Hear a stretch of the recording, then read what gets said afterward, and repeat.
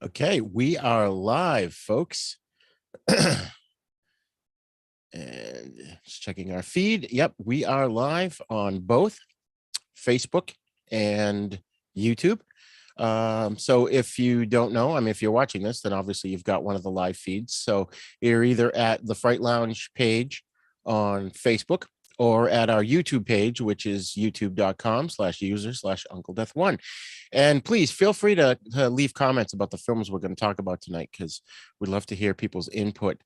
So, anyways, without further ado, I am Rigor, and this is episode 10 of Fright Lounge, the show in which the best horrorologists in town will discuss horror in depth and get a conversation going for seasoned horror viewers, as well as helping to introduce newbies to the horror genre. As I said, I'm Rigor from Then Is Now podcast, the East Meets the West podcast, and our other lounge, the Cult Movie Lounge. I'm Bill Van Ryn from fanzine Drive-In Asylum, which the brand new issue just came out. It's Awesome. number 24. And I also host a weekly live streaming thing similar to Fright Lounge called the Drive-In Asylum Double Feature. Excellent, excellent. And joining us once again today is Charles Rosenay. Glad you could be here, Charles.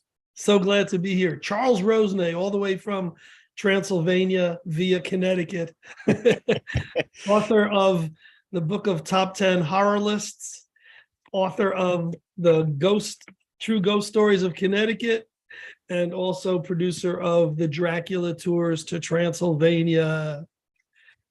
That's amazing. That's amazing. And real quick, and we'll do it again at the end of the show, but while we've got people here at the beginning, why don't you give out your contact information or your website information?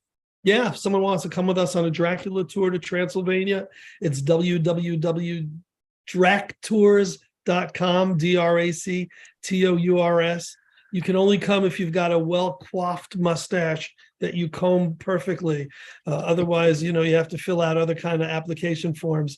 And for the book, for this great horror book, it's Book of Top 10 horrorlists.com, and it's the number 10, Book of Top 10 Horror Lists.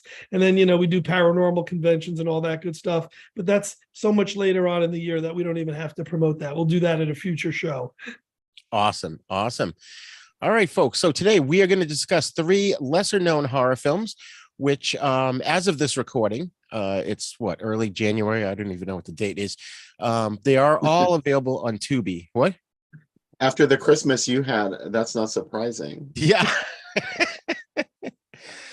Oh, man. So, yeah, all these films are available on Tubi. Hopefully, those watching will have had a chance to check them out beforehand, because I did put that out in the invite. So the films we're going to cover are The Bride from 1973, starring Robin Strasser. Last House on Dead End Street, also from 73, although that's in debate. Now, I'll bring that up when we talk about that film. And The Children from 1980. So 3 interesting films. And Bill, you picked these films. So why don't you pick the first one that you want to talk about? Oh, we could just go in the order that you said, and we'll start with The Bride.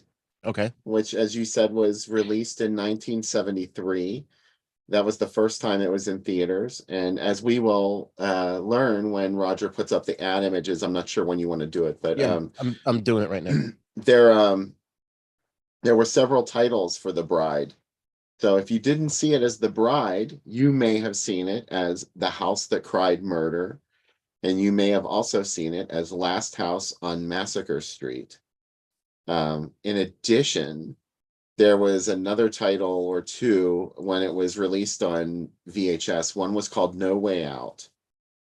Maybe I'm thinking of Last House on Massacre Street as the other VHS title. Anyway, there we go. There's the poster for the original release, which was called The Bride.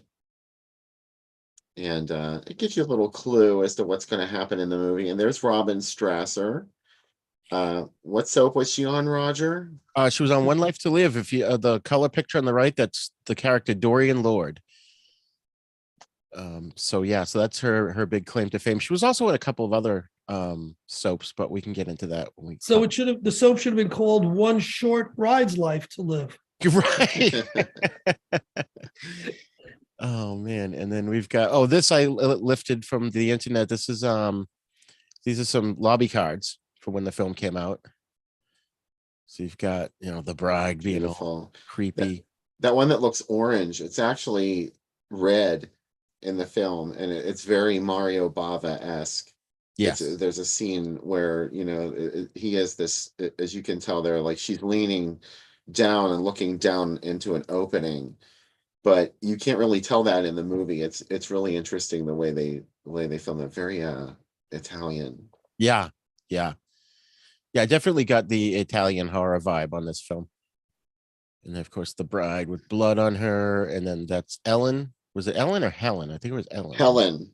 Helen. Okay. That's Irma Jean Saraceni. Right. Or Iva Jean, not Irma. Sorry. Right. Iva Jean Saraceni. She's from Pittsburgh.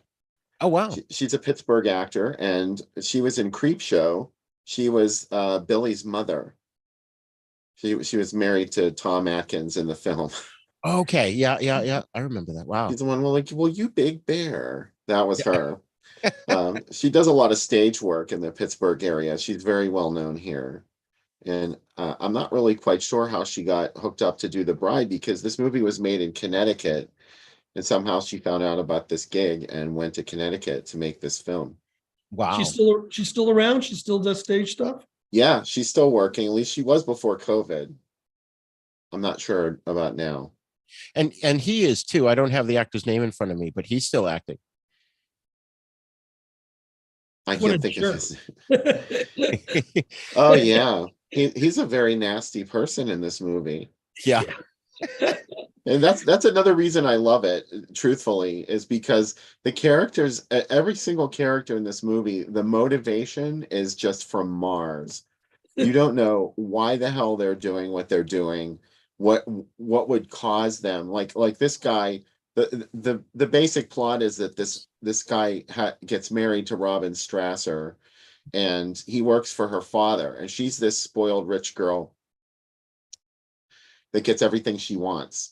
And one of the things she reveals to him early in the film is this strange house that she built in the middle of nowhere, just this really weird looking house. And she wanted to fix up the house and have them move in there. And she marries this guy, and on his wedding day, Iva Jean Saraceni, his ex-girlfriend Helen, shows up at the wedding. He takes her upstairs into a private bedroom and starts making out with her. And of course, Robin Strasser walks in and has a total mommy dearest meltdown over it. It's fabulous. And she stabs the shit out of him with a pair of scissors, and she just runs down into the wedding covered in blood. Oh man. It was just, this was a good movie because it was so, I didn't know what to expect actually going into it. So I was pleasantly surprised by just how crazy it is. And we'll get into that further. So why don't you tell us about this particular one? What, this ad? Yes. This is from the original run of the film. And as you can see, there's part of the weird house that she built that has these strange angles. And it's like, almost brutalist. I'm not really sure what style you would consider that, but it's a very strange brutalist type house. And the film promises us an axe murder. It kind of delivers one, kind of. It's definitely not a gore fest. Even though there are some gory moments, they didn't hold back on the blood in this movie.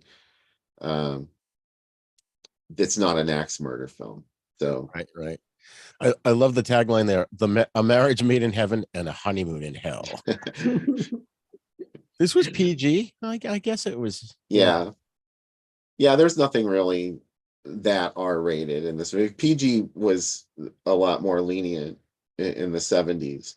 Right. But you could get away with a lot in a PG film, and there was nothing that really pushed it over the line in The Bride. And this, I think all those Connecticut theaters are gone. I'm sure. Yeah, that's what I was going to say. This looks like from Connecticut, huh? It's from Hartford. Yeah, and that's where it was filmed. I'm surprised the ad doesn't gloat about that. it should have in that market. Certainly, it says Golden Gate Film, which you would think is a San Francisco production. The production could have been from somewhere else, but they filmed it in Connecticut. Yeah, yeah. Okay, then we'll go to the next one here.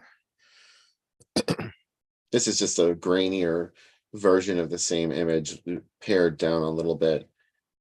I just love the way ads like this look. This is kind of my thing. This is This why I is started great. doing a fanzine. Oh And yeah. This is great. I love the family that brought their kid to Fantasia and accidentally went to Cinema 2 instead of Cinema 1. oh, there we go. World premiere. That's why I included. It's filmed on location in Connecticut. Oh, see that?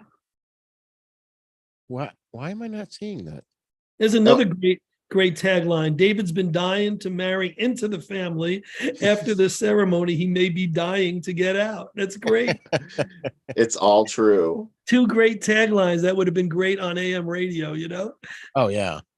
I think there probably were some radio spots for this, Sure. which is always exciting. Remember when they used to advertise scary movies on the radio? Oh yeah. Loved it. I want to do a show about radio spots and play some. They would come out on 45s. Yeah. Yep.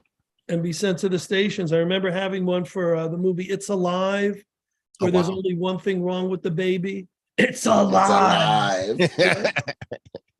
Oh, the poor Davises. They didn't sign on for that when they wanted to have a kid. This is brilliant because it's paired with one of my favorite Andy Milligan movies, Blood. Did that go by different titles?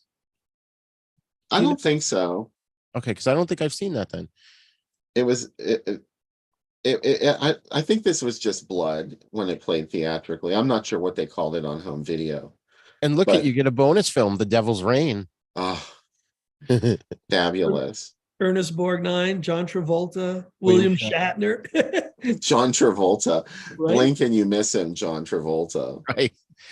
I will never forget when this was playing on TV before I had cable, my friend did, and his parents would go shopping on a Sunday and they'd leave him home and he'd watch the $1 Million Movie on WOR and he was watching The Devil's Rain. And he calls me up and he's telling me the movie. He would do this all the time. And he's like, oh my God, Ernest Borgnine has William Shatner and they're dragging him up this hill. Oh my God, Ernest Borgnine just turned into the devil. He's going to kill William Shatner. That's like football commentary. Yeah. So you haven't seen Blood, either of you? No. I'm not even familiar with it. Oh my God. It's like, Andy Milligan movies look like they were made for about $10 a piece. And it's a monster rally film where they look like normal people most of the time, of course, because how expensive would that be to have someone in costume all the time? So, but it's this bickering couple and they move into this house in Long Island, which is where it was filmed, of course, which is where Andy Milligan lived. And but it's a period piece.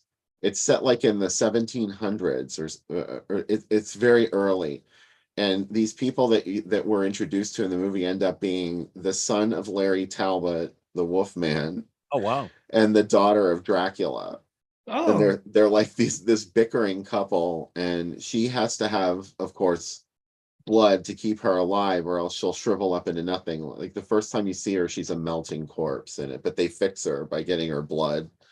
And there's also a subplot with a hunchback assistant, and they're needed to grow these carnivorous plants in the basement of their house because the plants help with Larry Talbot's condition. It's all very confusing.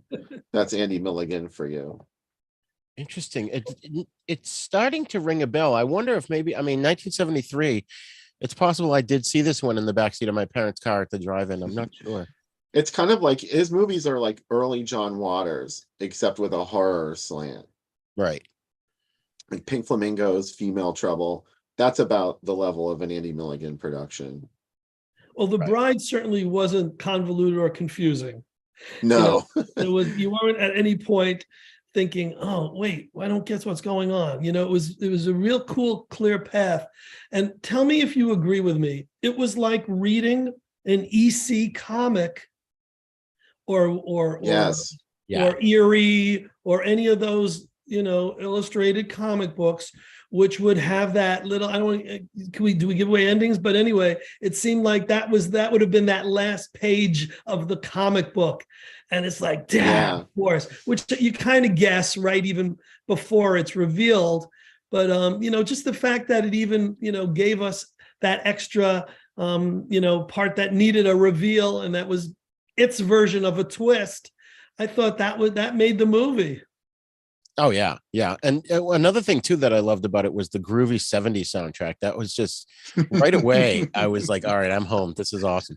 Oh my God. Yeah, I was peeing myself the first time I saw it because I was like, wow, I'm a sucker for 70s movies where there's a love montage, where there's a happy couple and they're both beautiful and they're walking through a field and it's sunlit and they're smiling. They are madly in love with each other and there's a groovy song playing over it.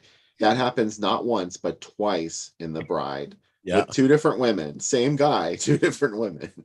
It's funny because it makes every time I see scenes like that, it makes me think of Leslie Nielsen and Priscilla Presley doing the love montage in the Naked Gun. All right. And then there's this one. Aha. Now it's getting interesting. This is from 1982 when they reissued the movie as The House That Cried Murder. Well, we see why, because they were going for The House Where Death Lives, The House That Cried Murder, The House of Exorcism. They were going for these, double, triple feature drive-ins that had a connection or a theme. And by just changing the title and throwing in, a house, all of a sudden it was easy for the studio or the distribution company to package it, and theaters would buy it more aptly than buying, two films that may not have had a connection. The House Where Death Lives, that doesn't ring a bell either with me. I wonder if that was a different title too as well. It was also known as Delusion. Oh, okay. Isn't that an Andy Milligan film? No. Okay. No. I can't think of the title of the Andy Milligan film, but that was not an Andy Milligan film. Depraved. Yes, thank you. Another D word. Yeah. Oh man, but it looks like David Hayward is in this, and I'm really quickly I'm looking it up because I'm fairly. What did you say the other title was? Delusion. Yeah. Delusion. David Hayward, is that who I think it is? I'll do this real quick. I know, folks. No, it's not who I thought it was. Okay, so then that's an amazing triple feature. Although House of Exorcism, of course, is the bastardized version of Lisa and the Devil. But I could see why they would put the house movies together, like you said, Charles. Yeah. We've got this one. Yeah. This one was where it was called Last House on Massacre Street also. Yeah, this was also 1982. And this was in the summer of 82, because that's when Poltergeist was in theaters. And they marketed it in a few cities as a midnight movie. Everywhere it showed as Last House on Massacre Street, it was a midnight film. Huh. And it's interesting when you pull it up on Tubi, it certainly says The Bride, and it took me, a few times till I found it. But the first frame of the title says Last House on Massacre Street, even though it's listed and it runs and it's streaming as The Bride. Right. Yeah. Well, someone did a restoration. I forget which company. Maybe it was Code Red. I think Code Red put it out as Last House on Massacre Street in a Blu-ray, not really, completely restored, but a nice HD print that had a little grindhouse grain on it. And that's the one I think is on there. So that's why it has that title. Okay, yeah. And then I found this one in the Boston Globe from the date that was it like November 7th, 1973, I think. And this is the Showcase Cinemas in Woburn showing The Bride, along with Jeremy, which I've never heard of, MASH, and Walking Tall. It looks like a legit movie. It doesn't look like a grade Z drive-in movie when it's the first one with MASH and Walking Tall. Look at that. Jeremy is one of those 70s doom films about Jeremy's dying and he falls in love. It's all very sad. Oh, like love story kind of thing. Yeah. Well, see, Jeremy should have met the bride and they would have lived happily ever after, but only for a short time. Yeah. Right. for maybe another couple weeks. Yeah. The showcase in Woburn just recently closed down, I believe. I saw a lot of movies there. A friend of mine worked there too, got me into a lot of movies. All right, and then I found another one. This is I didn't get a chance to cut this one up like I wanted to, but also from Boston, same date, same newspaper. I mean, the same exact date. So it's, the next page over. Mhm. But you've got, they're pretty much Wow. showing the same, although American Graffiti's there. And then Here Comes the Bride. I remember clipping that one from the Astor. You just scrolled past it, but it literally is just The Bride. See right there in the upper right corner. Mhm. Oh yeah, yeah. I love that. How the letter I is the groom. That's Mm.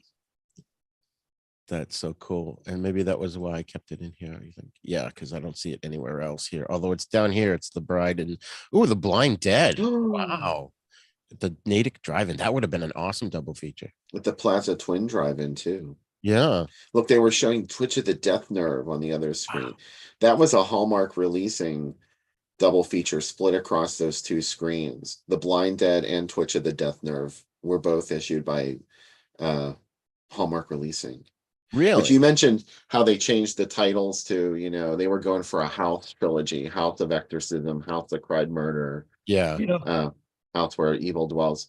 That was a copy of Hallmark Releasing, because they did Last House on the Left, and they used to retitle movies and package them sensationally Right. that way. So I'm sure that's why they were going for a House trilogy, because that's what Hallmark would do. They would show Last House on the Left, Don't Look in the Basement, Don't Open the Window, all like parts that had, and these were all retitles, like totally made up names, except Yeah. for Last House on the Left. Yeah. Mhm. Oh, Stoneham. That's where I grew up. I remember the Stoneham Cinema. Saw quite a few movies there. And then Saugus, I lived there for when I was married to my first wife. I love looking at these. These are so cool. And I think, there's this Ooh. one. Did Oh, you? it's another one from the Astor. Yeah. Yeah. Yeah. Don't throw rice. Just scream your head off. That's awesome. They just came up with great taglines for this one. They carried that Scream Your Head Off tagline over into House That Cried Murder too. Oh, and by the way, the person who wrote The Bride, John Grissomer, he also wrote that movie Blood Rage. Oh, okay. And in Blood Rage, there's a scene where someone goes by a drive-in and they're showing the House That Cried Murder. Right. Oh, Right. that's great. This is so cool. And I think, yep, that's it. So we'll switch back and stop sharing for now. Call up my notes here. But yeah, this movie, like I said, I walked in not knowing. I love watching a movie when I have no idea what's going to happen in it. I couldn't find too much on the director, Jean-Marie Pellissier. I don't know if he's done anything else. Probably probably not his real name. Probably a different director who did a bunch of other, lower level stuff, and just, hey, let's put this fancy name on and maybe it'll add a little credibility to the film. Right. No, that is his name. Yeah. It really is, yeah. Did he do other stuff? Yeah, he made that film Rosebud in 1975. And what else did he do? Well, The Bride was the only one that he directed. He was mainly the production manager, and he also was assistant director. The Bride was the only movie that he ever was the director for. Right. But Okay. he worked on a couple of others. That really was his name, though. I'm gonna. Yeah. I enjoyed it. I watched them kind of in the order of when they came out, these three films that we're doing. And as we went, each movie got progressively better as far as quality. Each movie, the soundtrack got, better as we went. But this one was good. There's so many films called The Bride. And I was just afraid that we were doing the Sting one. And it was good seeing one that probably played not only in these drive-ins and in these theaters that we're looking at, but probably played on 42nd Street at the time as part of, you know, the grindhouse type movies. Yeah. Oh yeah, yeah. So this is these are the photos from IMDb, which there's the hot chick on the bike there. And This is for the children. oh, wrong movie. This is yeah, this is I an would Meet the recognize Bride. that butt anywhere. There we go. This is good. This is it. And he was also in Cheech and Chong's Up in Smoke, and one of the Enter the Ninja films. I think it was Revenge of the Ninja. Not sure. And there's Robin Strasser wasn't in this a whole heck of a lot. I was surprised that she's gone for like 2/3 of the film. Yeah, but what she does do on camera is pretty amazing. I heard she doesn't like to talk about this movie. Really interesting.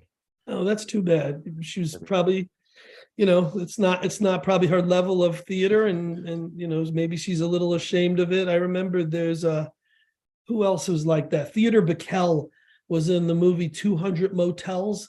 Frank Zappa and Ringo and whoever.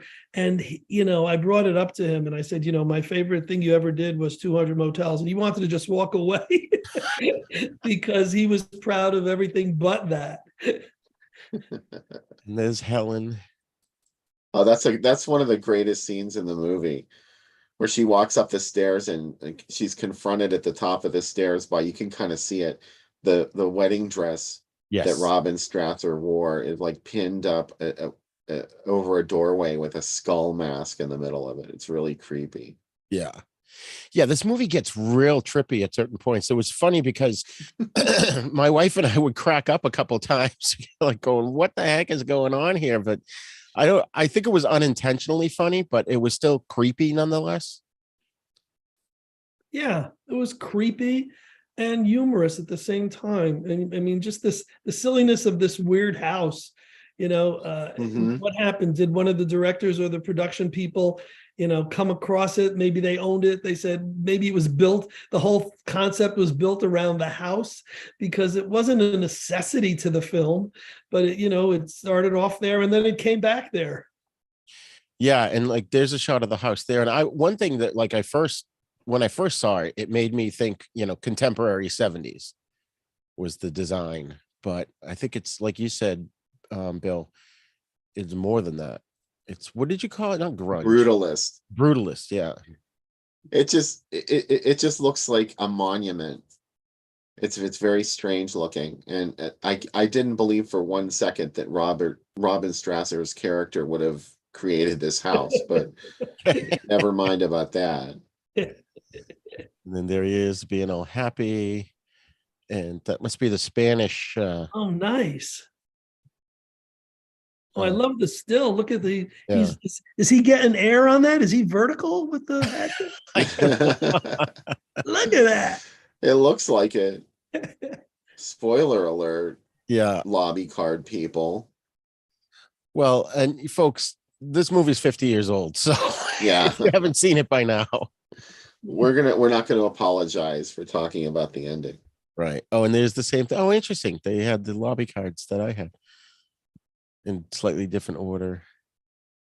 And then we got some more, which we saw those. There's another version of the poster. She's got the scissors in her hand. I love that. It is very EC Comics. Scream Katso Jos Uskalat. Or as we like to say in America, the bride. And there's the dad too. You know, he's another character that we couldn't figure out what the hell he was up to, because like right after she stabs her husband and takes off, he has lunch with him. And it's like, what is he up to? Yeah, that was just part of the whole thing. Nobody's reaction in the movie made any sense.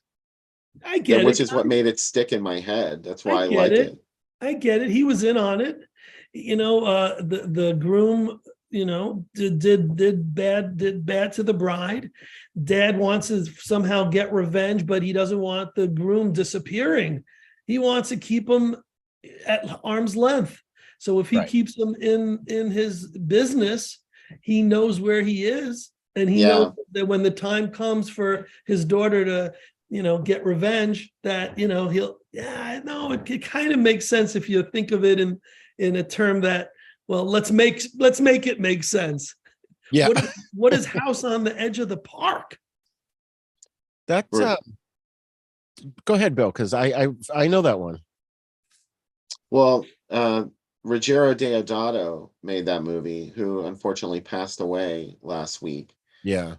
And he's, of course, the director of Cannibal Holocaust, Yeah. Cut and Run, a couple of other, slasher type films. What was the one? He made like a Friday the 13th ripoff slasher film with this killer known as the Shaman. I can't think of the title.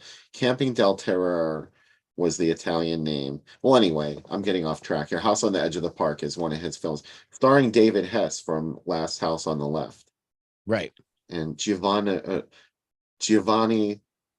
Riccardo Radici. I got his middle name from Giovanni Radici. Yeah, it's not quite like Last House on the Left, but it's pretty brutal. Most of Ruggiero Deodato's films were like that. They had a real nasty edge. Yeah. Oh yeah. He did an Italian Poliziotteschi movie that I love. We covered it on Then Is Now, which is called Live Like a Cop, Die Like a Man. Yeah. It's just this ultra violent, cop movie. It's really good. I'm just looking over here at his thing. He did Deathcember. I don't know if that's the one you were thinking of, or Phantom of Death, Dial Help. He's got a bunch of them. Body Count. Body Count is the one I was thinking of. Okay. Thank you. I'll have to check that one out. So, all right, let's continue on with the pictures here. Oh, there we go. No Way Out. That's like not even, well, I mean, I guess that could be Helen, I suppose. I don't know what movie they were watching. Yeah, there's the title, No Way Out. Yeah. Interesting. Uh, And then we've got the Scream one again. That must have been the German title. it must be the German VHS release. Yeah, looks like it. And The House That Cried Murder. That's a great one. You can really see him there. Yeah, totally spoiling the ending. Right on the cover. And then we're back to the I beginning. guess they're hoping we would forget we ever saw that when we walked into the theater. Right.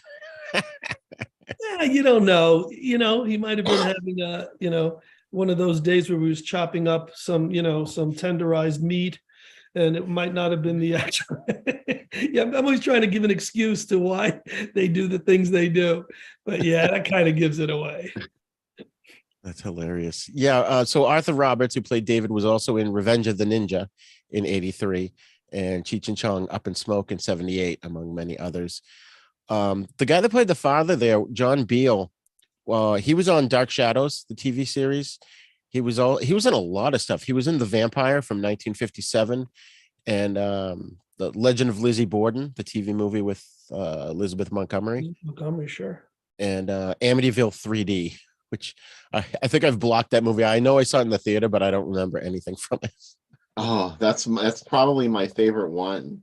Really? That whole dreadful series. Yeah, I think those movies are awful, but especially the first one. Oh, I find the first one terrifying. The first one I just thought was so boring. The second one's good.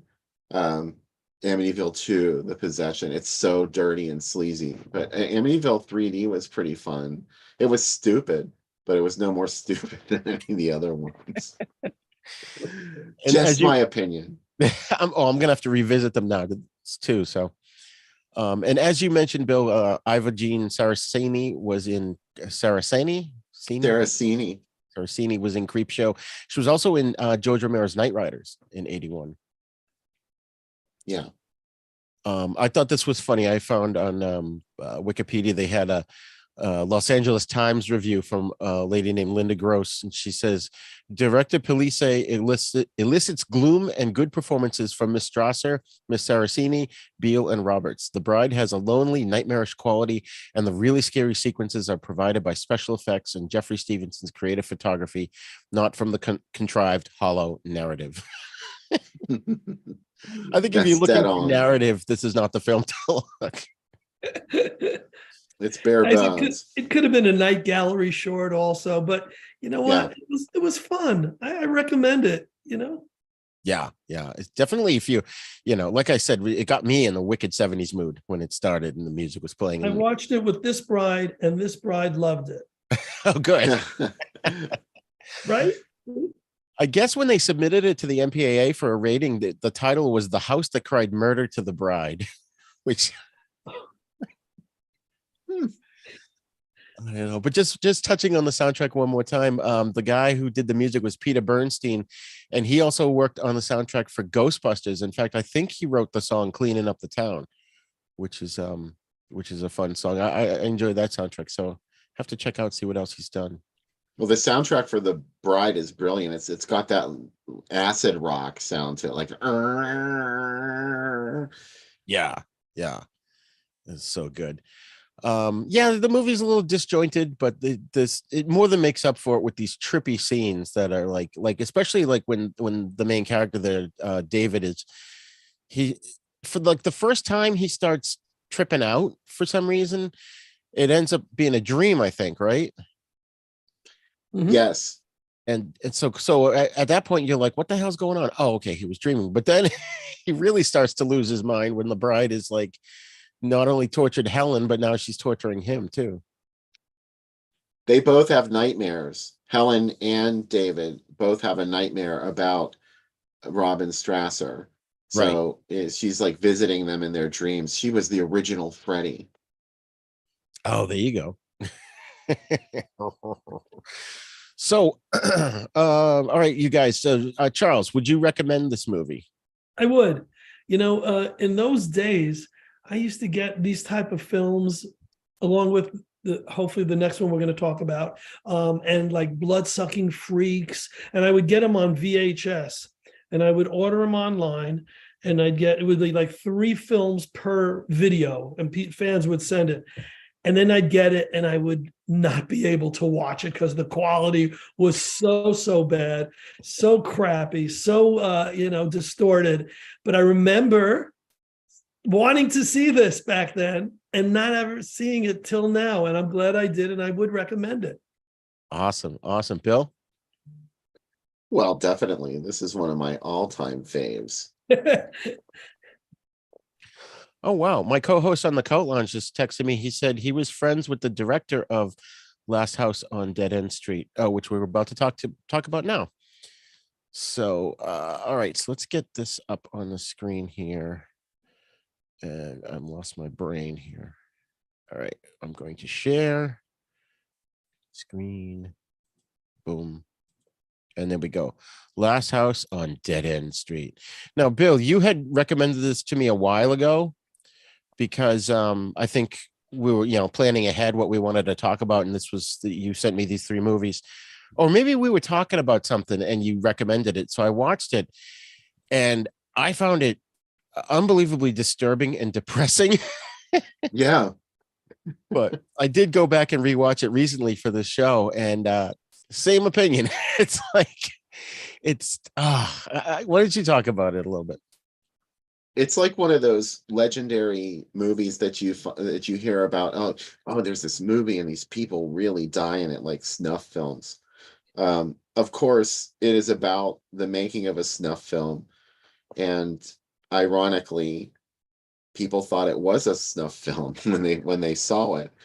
And at some point, they had to prove that the cast members were still alive because it was so convincing that they were murdered on screen. So yeah, there's something dangerous and off about this movie, and people talk a lot about. I mean, I probably would never want to watch it again.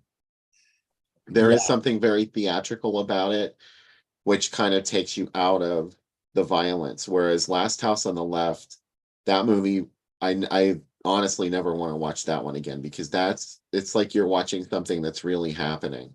I didn't get that feeling from Last House on Dead End Street, which was originally called The House of the Cuckoo Clocks, and Cuckoo Clocks of Hell, I think what was the original title. But when they first released it to theaters, it was called The Fun House. Yes. And this was years, of course, before Tobe Hooper. It was in 1977 when it finally found theatrical distribution. Okay, because that was a question I had at the top of the show. So it was made in 73, but it didn't get released in 73? Right. Nobody actually put it out. It only played some film festivals. Okay. Where it got, I think it got favorable responses at those, because there is something arty about it too. It's a very, very loose narrative. You Yeah. don't really always understand what's going on in the film if all you're paying attention to is the dialogue in the film. There's a lot, you have to read a lot into it. So it is challenging in that way, but it makes it a little more like an art house type film. Yeah. Charles, what did you think of this movie?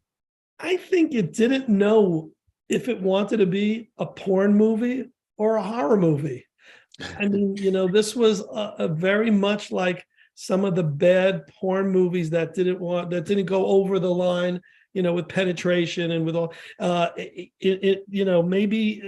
Andy Warhol saw this and said, I can incorporate some of the take it out of the guts parts and put it in my, my Frankenstein or my, I think that it did think that it was artsy. And I think that it could have gotten away with showing in art, houses, but I didn't like it. I mean, I didn't think there was anything appealing about it. None of the actors, certainly none of the writing, the music was abominable. But if you like the cheesiness of the music, you could say no, it was fun. It was the opposite of a fun house. Yeah. And then Absolutely. they had to change the name because of Tobe Hooper's Funhouse, which came out at the same time, right, Bill? No, this came out like 4 years before Tobe Hooper's movie came. This came out it played theaters as the Funhouse in 77. It started playing as the Last House on Dead End Street in 79. Oh, okay. And it was funny because when it was playing in grindhouses, it's where it got this reputation as depicting actual murders on camera. And because there was nobody in the film that was accurately named. Everybody used pseudonyms. Right. So you really couldn't find the people that made this movie. And the distributors, of course, encouraged that, because that only gave them helped them sell more tickets. So it gained a reputation because of that. But, everyone can relax. The actors are all fine. Oh, I'm sorry to hear that. Yeah. They lived. And that's not the first time we've heard about that. Wasn't it Cannibal Holocaust where Yeah. Deodato had to prove that he didn't really kill somebody in the movie? Yeah, I think it was that one I was thinking about the proof. This one, the director, whose name was actually Roger Watkins, he didn't even know that the movie came out on the big screen. Like, he was just, recognized in public one day as being the guy from that movie that I saw, where I thought it was a snuff film. So he didn't even know that the movie had come out. Bill, do we know where this was filmed? It was on this college campus. It was an abandoned building. I have it in my notes, but I can't switch over to them at the moment. But we know what state is what I was going for. Do we know if it was an East Coast, the West Coast, anything like that? Let's see if I can switch over without screwing up the. Oh, good. I'm trying to find it on IMDb. That was filmed in New York. It was.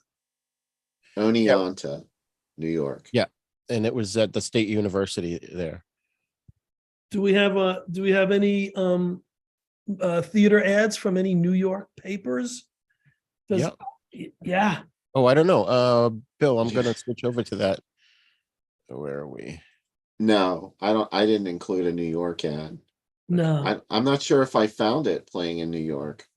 Had to be on 42nd Street. I mean, Sure. this epitomized the films that were on that street at the time. Where is the Sinking Spring drive-in from that we have up on the screen here? Sinking Spring, PA. Oh, okay. It's a terrible name.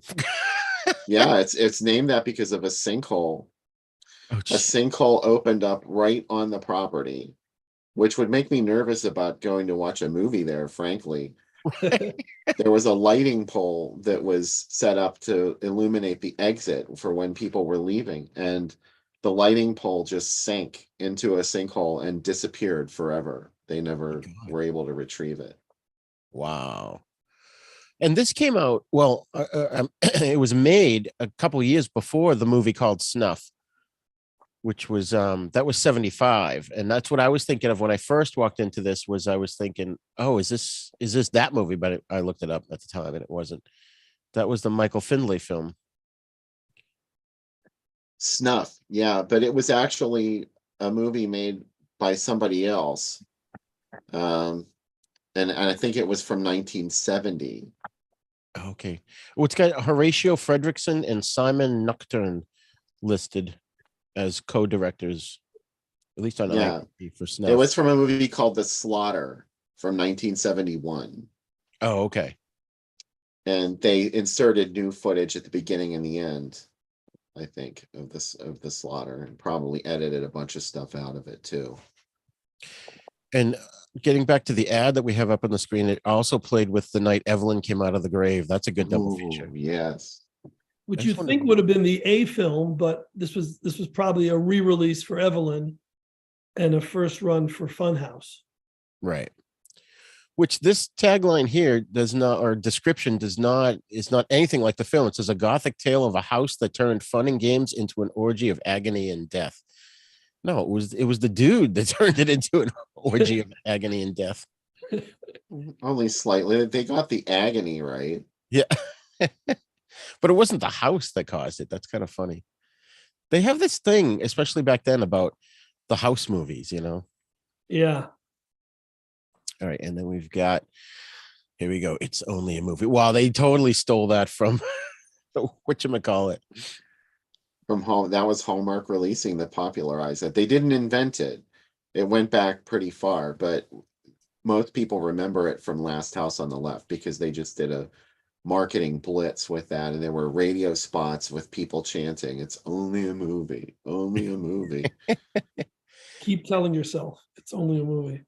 Plus, it's playing with The New House on the Left. Which one is that? That is the Night Train Murders. Oh, okay. We just talked about that. Yeah. AKA Xmas Massacre. Right. AKA Last Stop on the Night Train. Yep. There are a couple other, and Hallmark also, they put that movie out too. And they would ship prints to, they devised this ad campaign that said Last House Part 2. And they made it look like you were going to see a sequel to Last House on the Left, when really the movies that they would ship to the theaters, it was either Night Train Murders or Mario Bava's Twitch of the Death Nerve. Oh, wow. So it didn't really matter which theater. They were just going to call it Last House 2, Last House Part 2. I love, though, on this ad here, it's contradicting itself because it says it's back. The evil that had you screaming, it's only a movie. First run. If it's first run, how could it be back? That's great.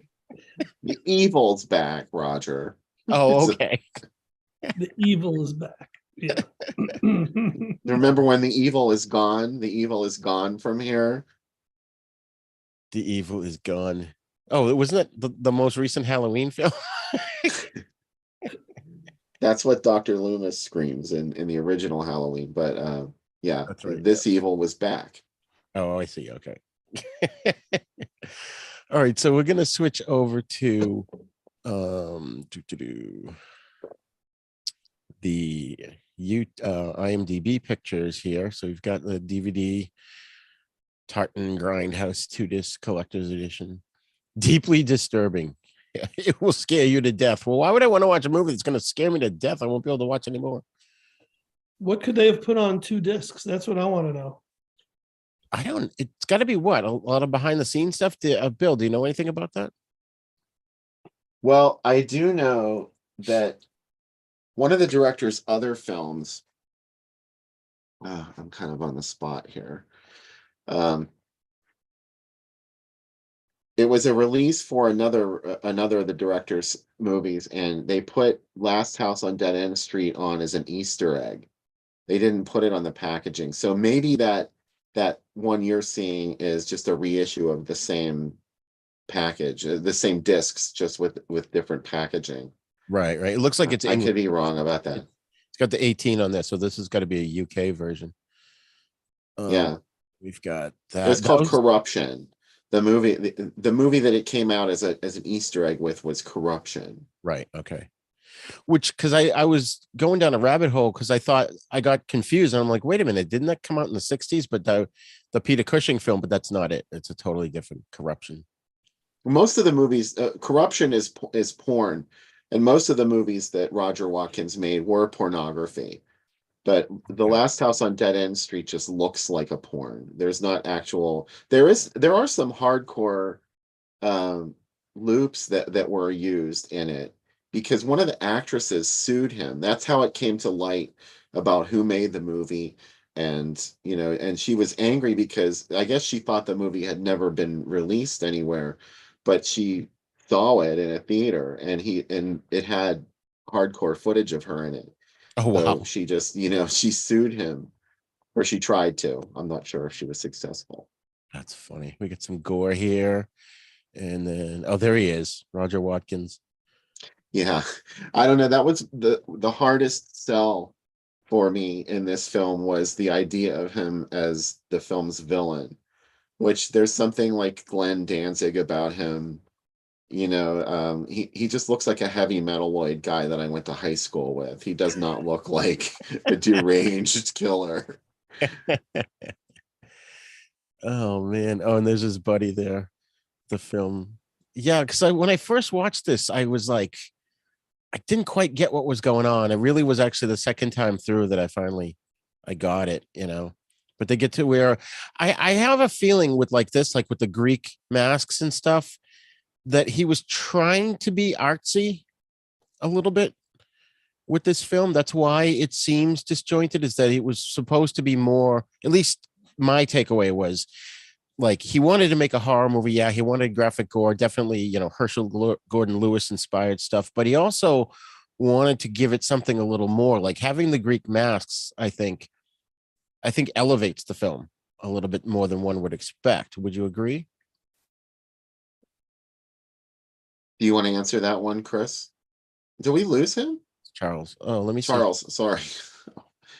Yeah, I think we lost Charles. All right, hold on. Let me see if I can find. But yeah, I think that it was a deliberate choice by the director to do that. And of course, everything was a deliberate choice, but I think he was reaching for something. He didn't want it. It was more like the packaging of violence, because you could do it the way that Craven did it and show it happening in a natural environment where something like that really might happen. People get dragged out into the woods and killed. In this one, it was more like a theatrical production. It was a gruesome murder presented as theatrics. Right. Which is an interesting idea. It's been done, and it's also sort of like a reference to the Grand Guignol sort of theater. Yes. Only this was really happening. So yeah. It was dangerous. We did lose Charles. I don't know if I should resend him the invitation. Yeah, send him the invitation again. Okay.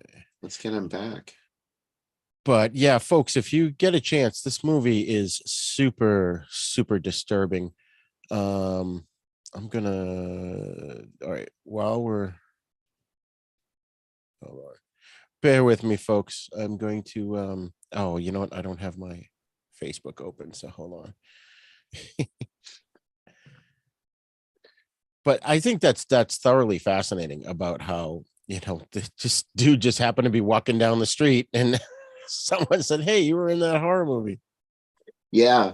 Well, that happened on, a whole bunch of directors made movies that they didn't know ended up distributed, because that was the nature of the game. Like, depending on what happened with the film after they made it, if somebody else had a print of the film, they could have done anything they wanted with it, and it was only a problem if the director found out. Right. That happened to George Barry, the director of Deathbed, The Bed That Eats. He never knew that the movie had been released anywhere until somebody showed him a bootleg VHS copy of Deathbed, The Bed That Eats, and he was like, "Oh my God, this is my movie." And he didn't understand how it had happened, how it had gotten out there. That's crazy. Charles, are you back?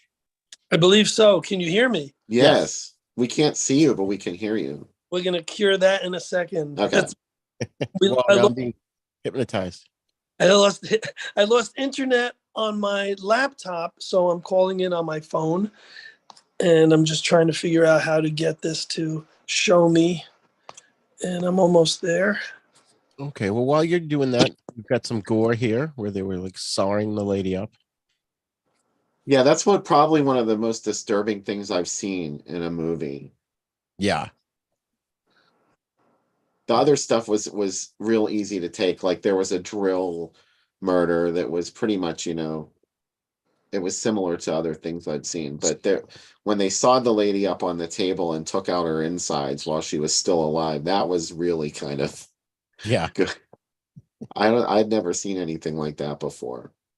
There's a whole depressing vibe to this movie, like right at the get-go, when he gets out of jail and then he decides, he's going to get back at the world and make snuff films. I know. And there was with the saw. Some people are so bitter. Oh my God. Oh, there we go. That's like wasn't it like the hoof, right? The deer hoof. I forget what's happening there. It's been a while since I've seen this movie. And then there's a quasi-naked lady there. I think she's genuinely naked. Well, I mean, the picture is not showing her, so it's quasi. Understood.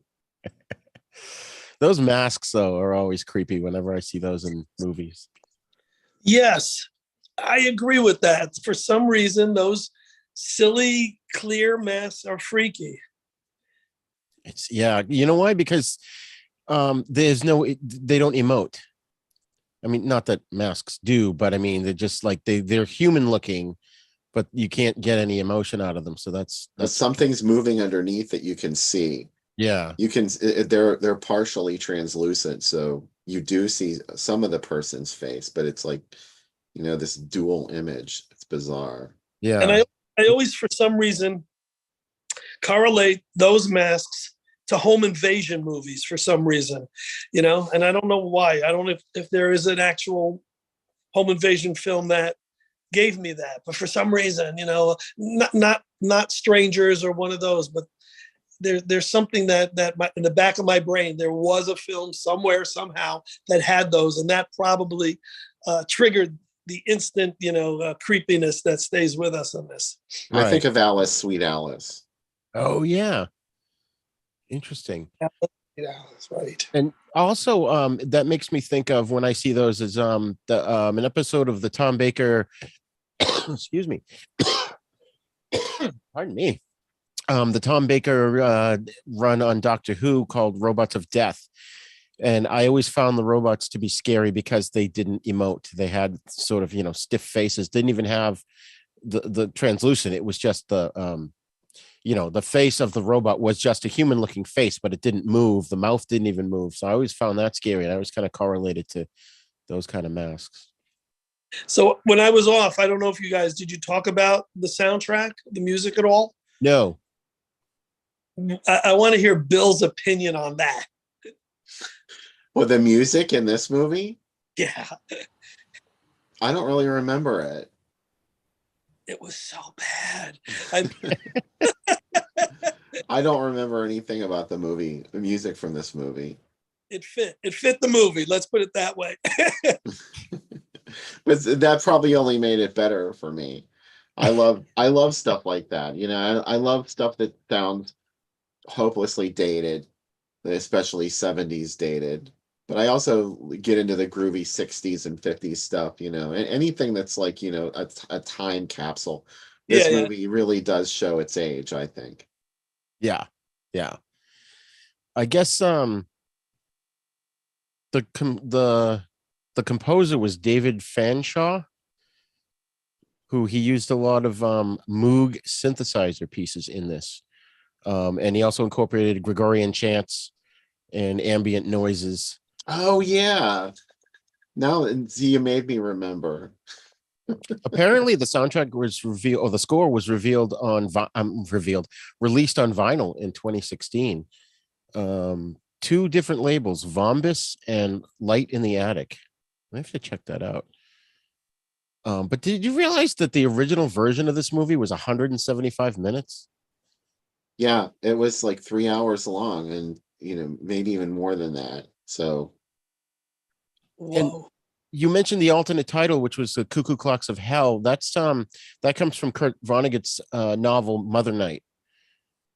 So I think there was definitely, because he was kind of Watkins was like a film student around the time he made this, right? yeah, Yeah, I think that's what he was trying to do with this movie. Is he was trying to infuse some sort of I don't know, try and make it seem more like art than it is. And I don't know if he necessarily was successful in that. But now I see why there's a 2-disc collector set. If it ran 175 minutes, that makes sense now. Yeah. I Yeah. don't think I've seen the 175-minute version. I don't know why anybody would need the movie. Doesn't need to be that long. Right. I don't know if I could sit through a 3-hour version of this movie. And not that I didn't like it, I was just so disturbed by it. It's like I felt like I had to boil myself both times after I watched it. Had to over sanitize. Yeah. The budget was apparently $3,000, at least according to IMDb. Oh no, I'm sorry, no, it was according to Wikipedia. So take it with a grain of salt. Roger Watkins also, interestingly, I had to mention this. He said that he went into making porn after he made this movie, What a shock. and I think he said that it was a financial decision. He got offered, some decent money to go make these porn films, and he said that working with people in the porn industry was a lot more legit, or it was a lot better than working with legit films in legit films with the people that make legit movies, because the porn people were more honest, Huh. I guess. Wait, what legit films is he talking about? Anything. Non-porn films, I guess. Yeah. That's interesting. I mean, I could see that, it's not like the actors in a porn film are like demanding what their motivation is supposed to be in a given scene. No. You're just making for the product. Right. Literally. It's just nothing but the product, and what's expected of you. That's funny. All right, so let's just go around the table here. Charles, would you recommend this movie to people who may have not seen it? Definitely not. And no redeemers. You want to, if you want to watch it and then claim that it's arts, if you want to say, oh, the snuff angle, if you want to see it for boobs, it's no reason to see it. It's a waste of time. And it's just, disturbing, but disturbing because it's a waste of time, not because it's what's disturbing on screen. What's on screen is just so poor between the audio, the visuals, the concept. I didn't. No, I don't recommend it. Bill? I wouldn't recommend it to anybody who didn't already have a predilection for grindhouse films. You're not going to go from watching even Friday the 13th which is sort of like the McDonald's of horror. It's like you tell someone, oh, I like horror movies. Oh, you're into like Jason and Michael Myers and all those people. Like, yeah, I guess so. But I wouldn't recommend it to just anybody, because you have to look at it from a different point of view, as to be sort of like, who were the people that made this movie, to be interested in the people that made it, and just how bizarre it is. It's like a communication from another dimension. Yeah. So you're So recommending it to someone who knows what it's going to be and yeah, is prepared for that genre of quasi snuff grindhouse. if you expect anything like a commercial movie, you're going to be disappointed. It's like you said, there would be no reason to watch it, because you would be just waiting for something to happen that's never going to happen. Yeah, exactly. I definitely don't think this is for, like you guys said, this is not for people who are still, finding their way through horror movies. If you're a seasoned horror goer and you survived Cannibal Holocaust, stuff like that, it's at least worth a one-time viewing. If if you're okay, if you're a Herschel Gordon Lewis fan, definitely had Herschel Gordon Lewis vibes throughout this movie. Oh yeah, the gore is very convincing and very well done. I can see why people thought that there were real murders being committed on camera. Right. Remind me, I know you're going to give us your recommendation, Roger, but I remind me about I had something I wanted to say about snuff films. Okay. Well, I pretty much just gave a recommendation. It's really for the hardcore season horror fans.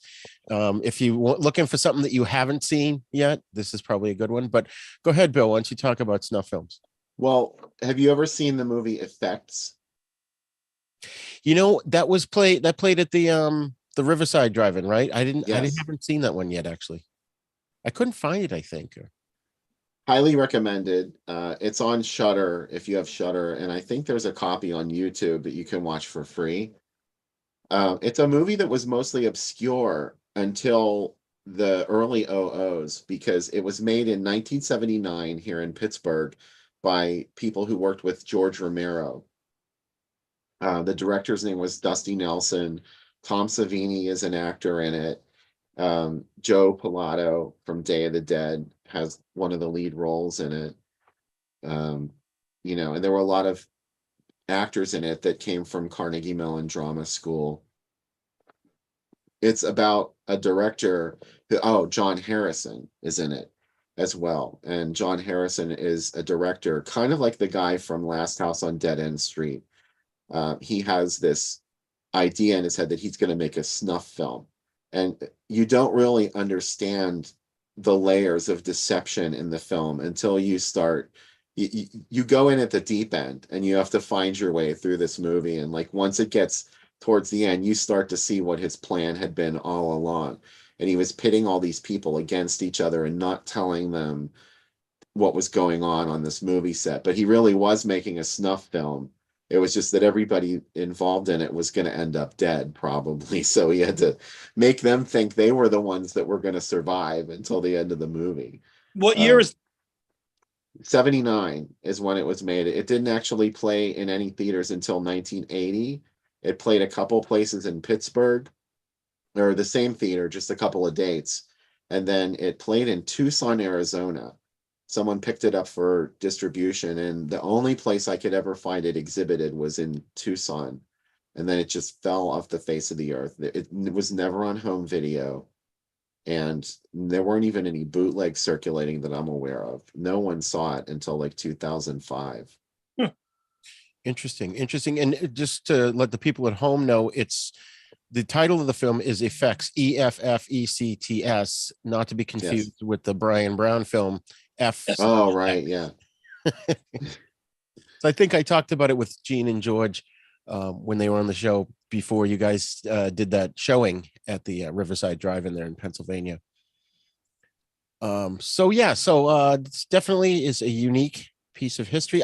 One thing I did like, the last thing I'll say about The Last House on Dead End Street was I liked, again, and I think one of you guys mentioned it too, it's sort of like a time capsule. of the time period. And I like that aspect of the movie, in that, I love watching these 70s films, especially like when you see old New York or old Chicago, Boston, whatever, that kind of thing. But there was definitely a vibe in this film that you just don't get anymore in independent films, Yeah, now an independent film means something totally different. Right. Whereas there's definitely a crude quality to the way that this film was made. That can actually be a positive thing depending on who your audience is. Because I'm attracted to that, anything that looks really crude, as long as it tells a good story, it doesn't matter how crude it is. Because you have something like Blair Witch Project, which I liked very much. It told a good story, and it told it well, even though it was just a very silly handheld camera, the way that it was filmed. So yeah, I like that about this movie, that it's not particularly well made. Yeah. Yeah. All right, so let's move on to our third film. And of course, I didn't read the synopses, but we kind of explained the other two films. I'm going to read the quick synopsis of The Children, aka The Children of Ravensback from 1980. Now, I think of the three, this is probably the most popular one, because I've seen it on TV several times, and growing up, and I know it's been around. The story follows a busload of children in a small New England town that, after being exposed to waste from a nuclear plant, are transformed into murderous atomic zombies with black fingernails who microwave any living thing they touch. I got to say, I'm going to go first on this one because like I said, I had seen it before on TV. In fact, I think I might have seen it on Elvira's show, and I always remembered it not being that good. And this time around, man, I love this movie. This was awesome, right down to the soundtrack. It was just, it was so cool. So, Bill, why don't you go ahead? I think you saw it on Commander USA. That's what it was. He definitely showed it, which we didn't get that channel on my cable outfit, so I didn't see that. I didn't get in on that fun. Oh, that's too bad. But when did you first see The Children? I rented it on VHS. The Children was one of those movies that I just was obsessed with, even though I had never seen it. And again, another one of the reasons I do the fanzine is because I was just obsessed with looking at movies in the newspaper section, and I didn't know anything about them. I was a kid, so I couldn't go see R-rated movies, and it was really hard to get an adult to take you to an R-rated movie. You had to launch a campaign to find somebody that would do this. And, being a 10-year-old horror fan, of course, I saw the TV spots for this movie, and I was like, I have to see that movie. What could this movie be about? It wasn't real obvious what was going to happen in the film when you saw the TV spots. It was just like kids walking around with a glazed look in their eyes. You're like, what do they do? So that was why I was obsessed with it, and I rented it in the 80s once I finally, could get R-rated movies without actually going to the theater, because the mom and pop video stores didn't give a shit. They would rent it to you even if it was rated R. I've mentioned this before. My parents always took me to horror movies, and I was surprised we didn't actually see this movie, because this is right up our alley. They would have taken me to see this. Charles, what did you think? When did you first see the Children? I could have sworn I saw it on USA Night Flight or whatever, that overnight where they used Up all to show. night? Maybe. But now that we're talking, it was probably a VHS rental. And at the time, I was like, there was Village of the Damned. There was a bunch of these kid, are going to be the killers type movies for whatever reason, whether it was a fog that got into them, or radiation. I loved this. I don't know if I loved it the first time as much as I loved it now, like you said, but might have been a good timing also, because a few nights earlier I saw that movie with Nicolas Cage called Mom and Dad. Oh yeah. Where it's the opposite. It's the parents just start killing the kids. And here it's the kids who are just killing everyone who loves them. And so it was a good timing. It gave me like a thematic week of the parents killing the kids and then the kids killing the parents. But yeah, I saw this in the order of these three movies in the order of how they came out, and I saw that each movie had better production values as we went, and each movie had a better soundtrack as we went.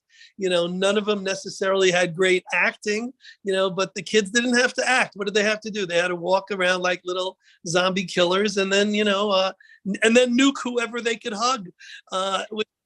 Just a great concept, whoever you love, just nuke them and they're out of yeah, I really enjoyed it. And I think did this have any other titles though? No, mainly the children. Roger mentioned it was the Children of Ravensback, I think, in the UK.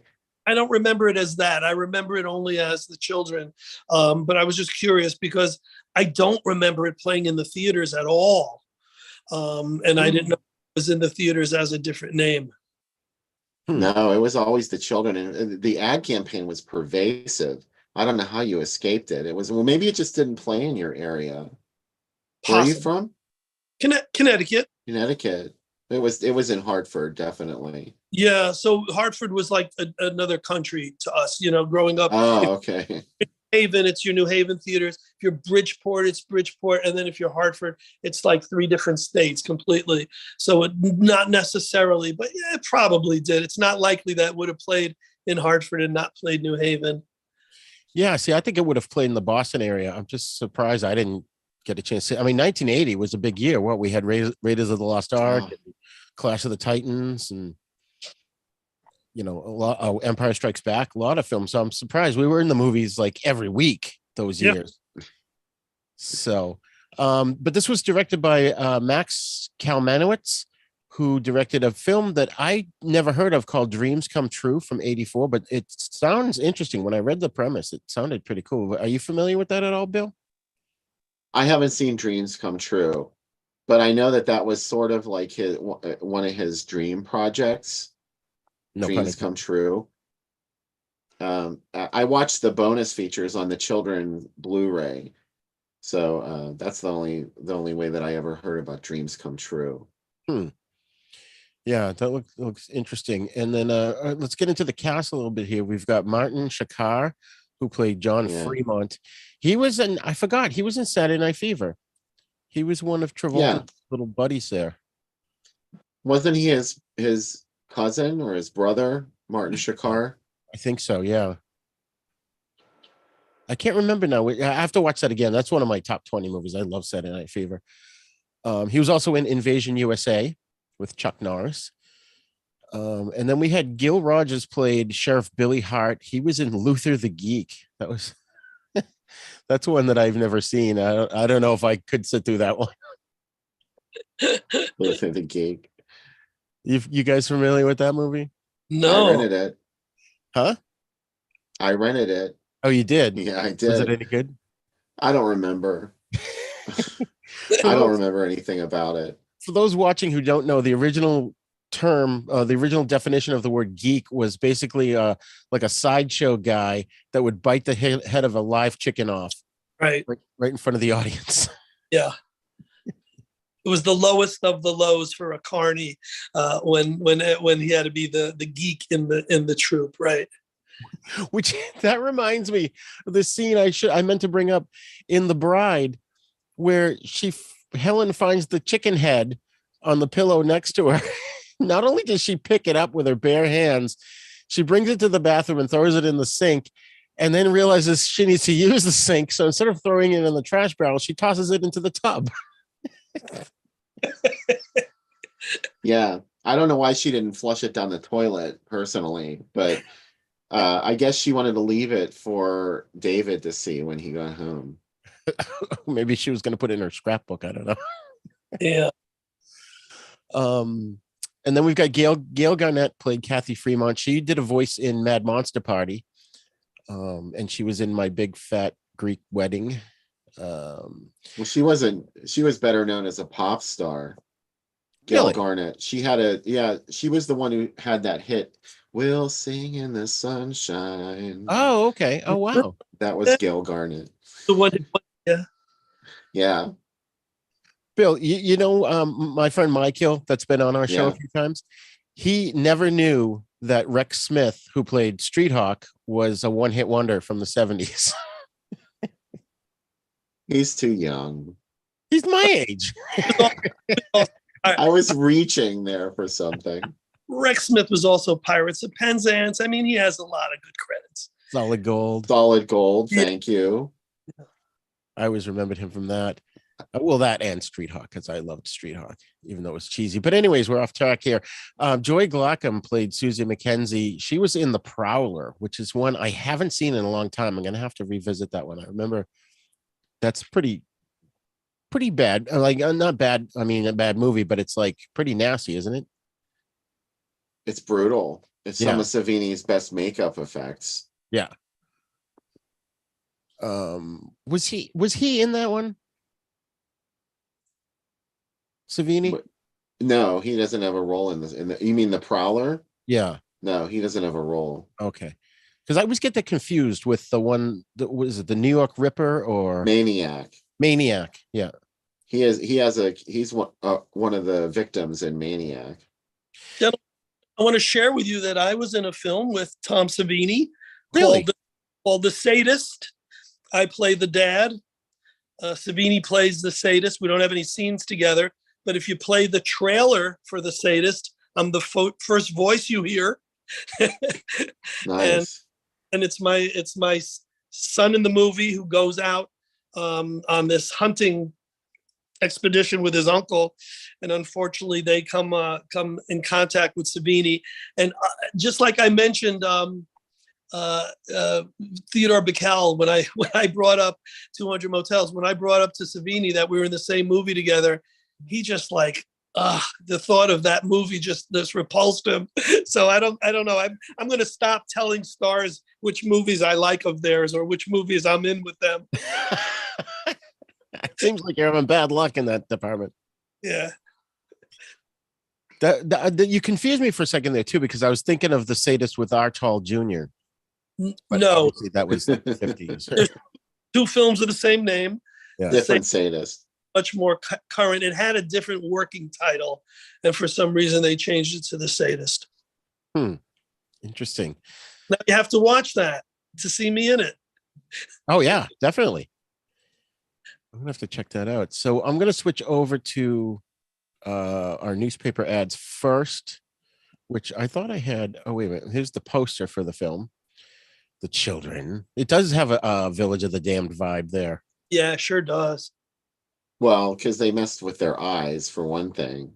Yeah. That doesn't happen in the film. Right. That's true. And then okay, so what have we got here, Bill? This is from Pittsburgh, from August 1980. It actually started playing theaters in June of 1980, but Pittsburgh didn't get it till August. One of those regional releasing schemes that they had, or they only had so many prints of the film to circulate. So instead of flooding the market at once, they would just move them from city to city. Pray you never meet them is not exactly the grab you by the throat tagline. Something terrifying has happened to the children. And I love that you just can't get any information about what you're going to see when you go to see the children from this ad. That's There good. there are bits and pieces of the movie, all little clues all in there. Yeah. But nowhere in there does it say, well, they touch people and they turn into roast beef in 30 seconds. Yeah. That's some good marketing right there. And like you said, I think it was you, Bill, that said that the trailer, you couldn't even tell what the movie was about. Yeah. It's very vague. We've got this one Playing with the Orphan. And this is, where is this one from, Bill? Oh, Indianapolis. Yeah, that's from Indianapolis. And The Orphan is an interesting movie. That's another obscure killer kid film. It was also known as Friday the 13th. Oh, And this was in 79. This was a whole year before Friday the 13th came out. So they had, someone had to pay somebody to use that title, I'm pretty sure. Wow. Yeah, a couple of things I wanted to bring up about this movie too was one was I was watching it in the living room during the day, and my grandson, 6 years old, was sitting there playing on his tablet or something while we were watching it, and um, he like right near the beginning, he looks up at me and he's like, "Pops, that music sounds like Jason music." I was like, "Good ear, man. That's Harry Manfredini. I'm so proud." Very astute. Yeah, this was another film that Harry Manfredini scored, and a few of the cues are identical Yes. to cues used in Friday the 13th. They're not all totally alike, but there is at least one or two that I can identify that are directly, you can hear them in either movie exactly the same way. Oh yeah, even like the doody doody doody, the music. I can't do it, but it was definitely no, this movie, I'm trying to remember because I looked it up, but I didn't write it down, of course, in my notes. But I think this movie came out 2 months before Friday the 13th. Is that correct? No, it came out right, I think a month after.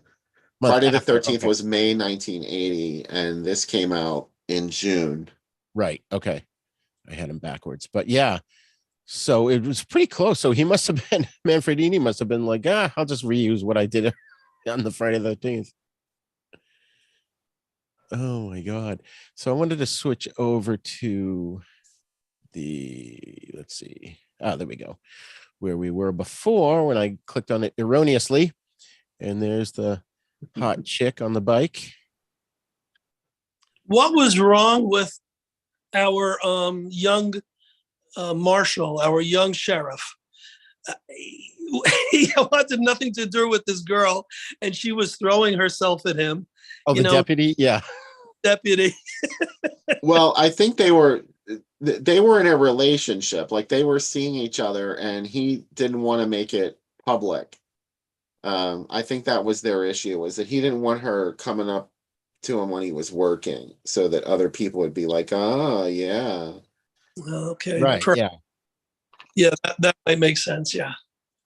And there's our main character there, who I thought him and the sheriff were brothers. They seemed like they were brothers, but they had different last names, so I don't know. They're not. They're not brothers. Just buds. Yeah, they end up, the last two survivors, if you will, of the film, and Gail Garnett as well. Yeah, that woman that was covering up her breasts with something, a towel. That's a good indicator of what this movie really is. This film is more of a parody than anything else, and it's about children who, whether consciously or unconsciously, they've been transformed into these little instruments of revenge that go out after all of their parents, who are all terrible parents in one way or another. Every single parent in this movie is guilty of doing something horrible. But this woman's deal is that she and her husband are like these two vacuous people who are like, they act all pretentious, and they have all these pretentious friends over to boil lobsters. By the way, they're eating lobster when they're visited by a murderous children denizen who fries them. I don't think you ever see. I assume it was their daughter. Usually, it's whoever, whatever household that child belonged to. They go there and murder the people there, and she doesn't even care that her daughter is missing. Right. She's No, like, "Oh, how exciting! not at all. A kidnapping here in Ravensback. How exciting!" Yeah. And she's got the muscle bound guy there, right? That's the scene where he's just standing there Yeah. lifting weights. Her husband, I guess. I mean, I assume that's the father, and he's standing there not paying attention to anything, lifting weights. Crazy. But there's also all these other people. There's a lesbian couple, Dr. Gould and her partner Leslie Button. Hmm. And I don't know what's wrong with Leslie, but Dr. Gould keeps her stoned on codeine. because she's like sitting at a piano, barely aware. It's her child by birth, and I for Tommy, and Tommy is actually the first transformed child that we see, and she's the first victim that we see. Like she encounters him in a cemetery, and he runs up to her and embraces her and turns her into roast beef in 30 seconds. And but they're like, this couple that are raising a child, and she's keeping the mother stoned on pills. Um, Even the sheriff buddy, Martin Shakar, that we talked about, his wife is Gail Garnett, and Gail Garnett is pregnant and she smokes. And she also speeds past a school bus, which is a big no-no. Right. So she deserves it too. Right. See, all right. I did not get that relationship that the chick at the piano. I thought it was her daughter.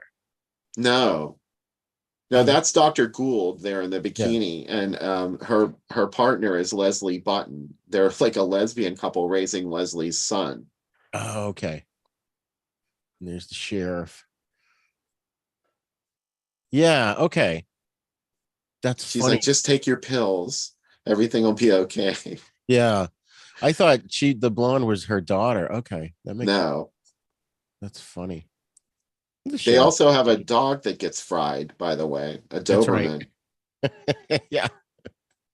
This movie does not, it's uncompromising. It doesn't flinch to show No. you the reality of atomic zombie children.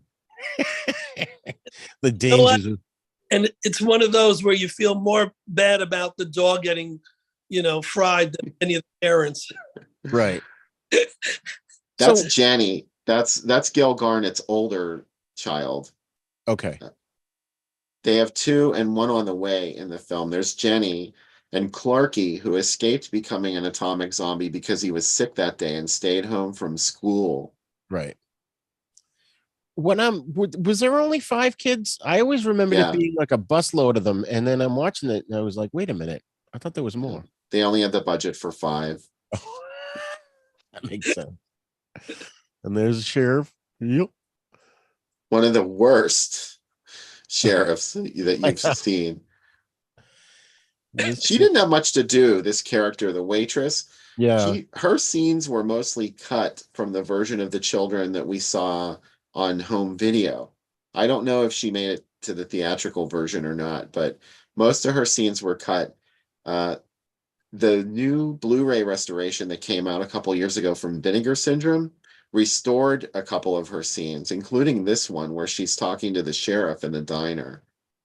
Oh, okay. Oh, interesting. I think she had a death scene too, because there's a lobby card of her screaming, and there's never a reason in the movie for her to scream. So there's a scene somewhere where she encounters either a child or a victim. Or Wow. the sheriff finally takes her up on her advances, and then she screams at that. That's more like Yeah, she wasn't expecting, she didn't sign on for this. Okay. Yeah, it did seem like a subplot that they left dangling, because she was literally left waiting for him. He was supposed to pick her up, but then of course, things Yeah. got crazy. Which I love movie characters or TV show characters that, they're dating a cop, and then they get pissed when the cop has to stand them up because he's got to do his job. Yeah, come on. You know what you're getting into. Oh man. And there, of course, is the logo. Look at that claw. I That's a know. bizarre choice. I know. What is that? That's weird. they must have had graphics for the cauldron and just repurposed it. I can see it. I can really see it. That's a ride. It does look more like a sword and the sorcerer kind of logo. It's very bird-like. Yeah. Oh, and there's even a claw up here too. It sure is. Weird. I wonder if maybe in the original concept, the kids, instead of black fingernails, they were supposed to have claws, and then they couldn't afford it. Good question. And we got the great Buick. Love that car. That's from the beginning. Oh, that's another person that goes wrong in this town. This These two guys that work in a nuclear facility, they're like, you think we should check the facility some more? And they're like, hell no, let's get out of here. Let's go have a beer. Guys, And lo and behold, yeah.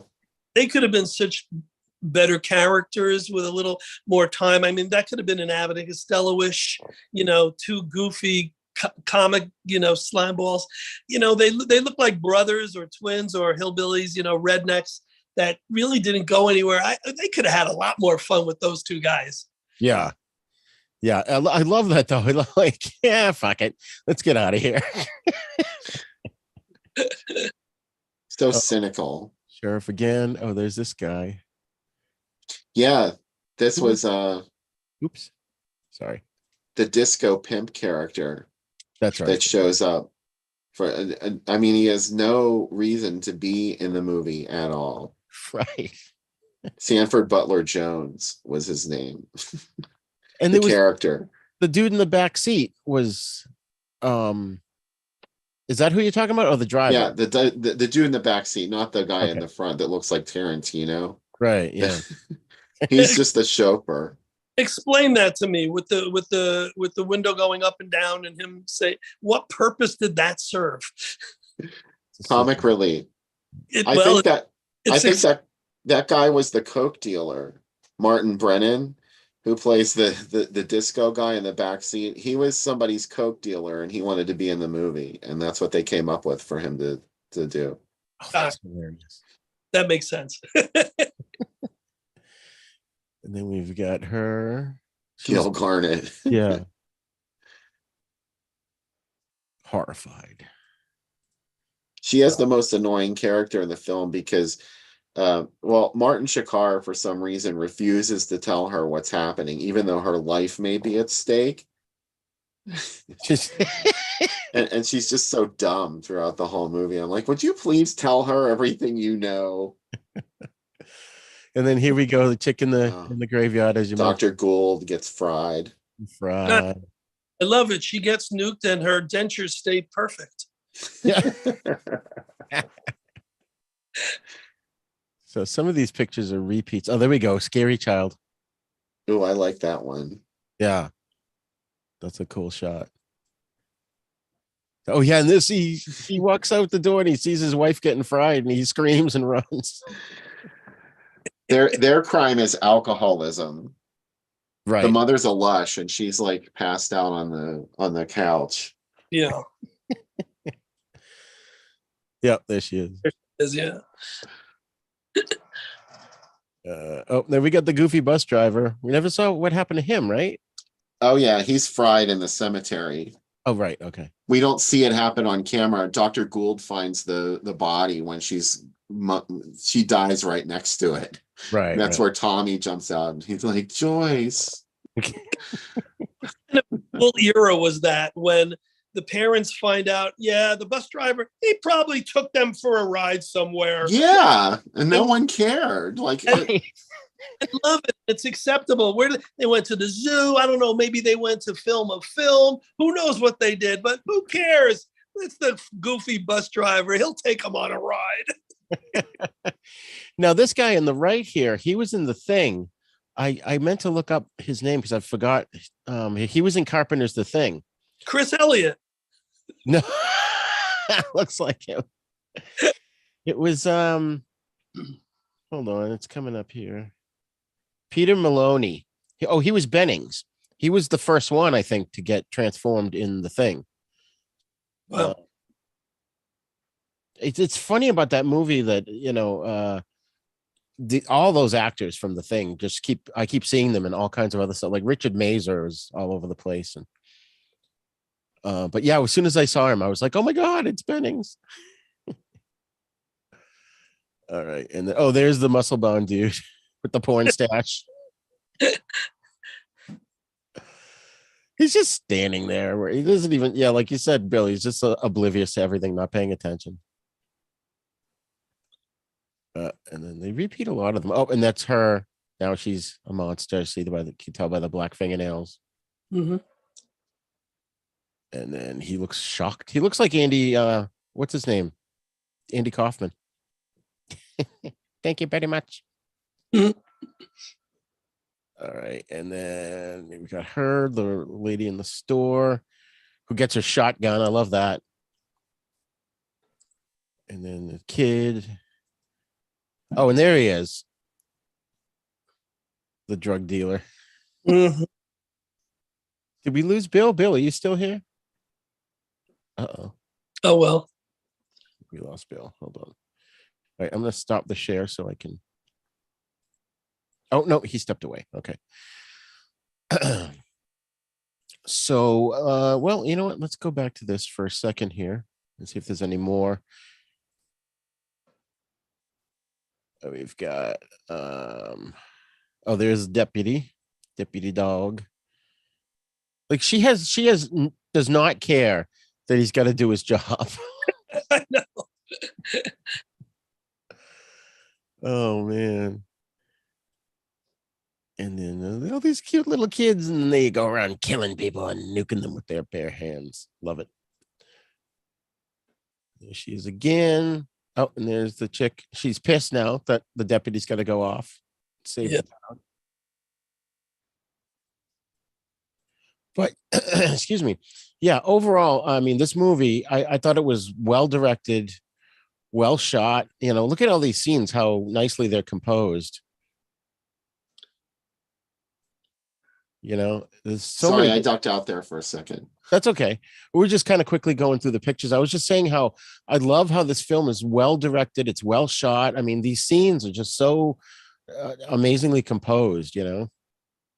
Oh, that was Barry Abrams. He's the same guy that shot Friday the 13th.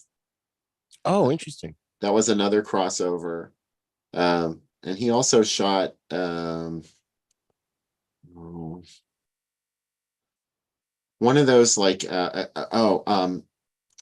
another Sean Cunningham film, A Stranger Is Watching. That's what it was called. Oh, yeah. The calls are coming from in the house. He wishes that something like that had been in A Stranger Is Watching.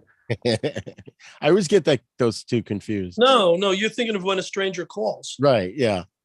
Which has the best intro of any movie in history. But it's okay to tune out after that happens. Yeah. After Charles Durning is at the door. But yeah, I mean, there's the body of the bus driver. Right. Yeah, there he is.